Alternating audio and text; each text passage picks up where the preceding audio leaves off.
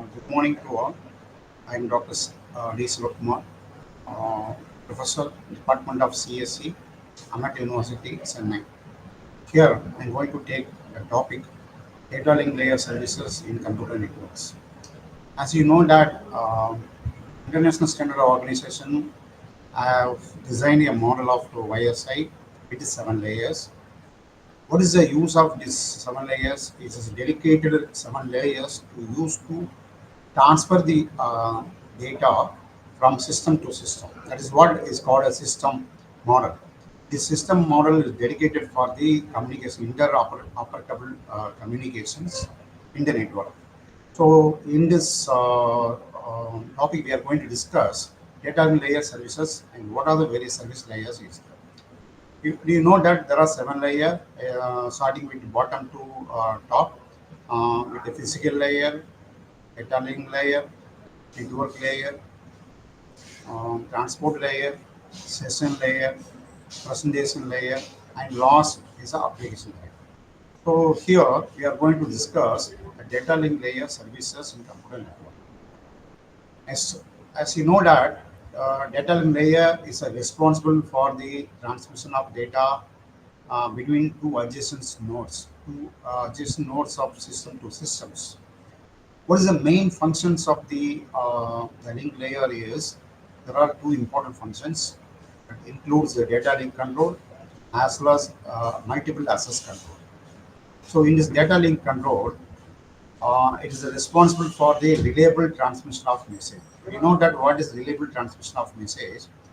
We can transmit the data with uninterrupted transmission from node to node without any losses. So that means that it is responsible, data link layer is responsible for reliable transmission of message over the transmission channel by using various techniques like framing, error control, flow control, etc. etc. Another important function of link layer is multiple access control. If there is any dedicated link, there is no problem at all. Sender and receiver can transmit the data by using the same link. But if there is no dedicated link and at the same time the multiple station can access the channel simultaneously, so but that cases we need some coordinations to assess the various station for the common links. So that the multiple access protocol we need to decrease the collision and avoid the crosstalk. And next, what are the main duties of the link layers? The data link layer having important duties is packetizing, and second one is addressing. Third one is control of error as well as flow control. Last one is a media access control. Here we are going to discuss one by one. What is packetizing?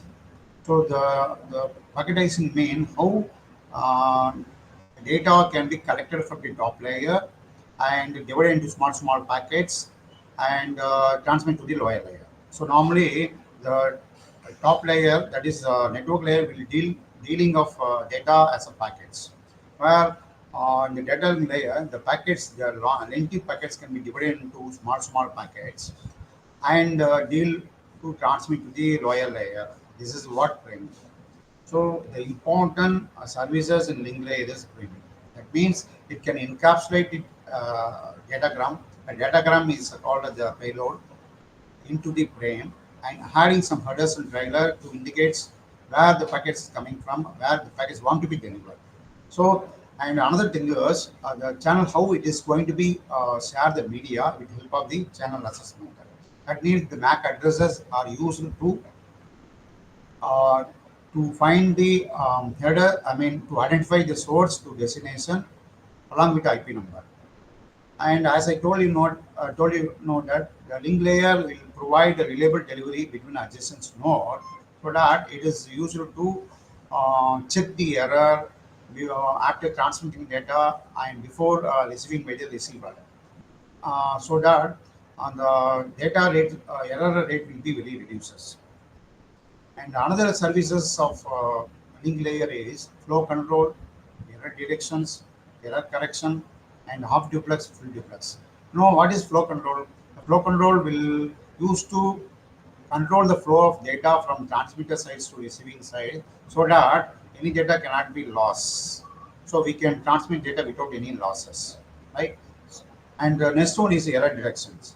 The error, normally the error is caused by the signal and the signal attenuation or noise, whatever external factor